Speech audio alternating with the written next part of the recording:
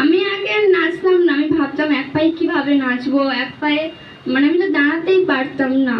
তো পাড়ার লোকে এর নিয়ে আমাকে অনেক কথা বলতো, আমার মাকেও বলতো যে এখন তো লোক হামেশাই এক পায়ে নাচতে পারে, তোর মেয়ে কেন পারবে না, তুই কেন পারবি না। হ্যাঁ, আমার কথা খুব খারাপ লাগতো, তো ভাবতাম যে এক পায়ে কি নাচা সম্ভব, সম্ভব নয়। তো পল্লী উন্নয়ন মিশনে বিশ্বম্বর স্যার আমাকে নাচের জন্য বলল যে একটা বড় জায়গায় গিয়ে নাচতে হবে। তো সেখান থেকে আমার ইচ্ছে হলো যে হ্যাঁ আমি একবার চেষ্টা তো করে দেখি, তারপর যা হয় দেখা যাবে।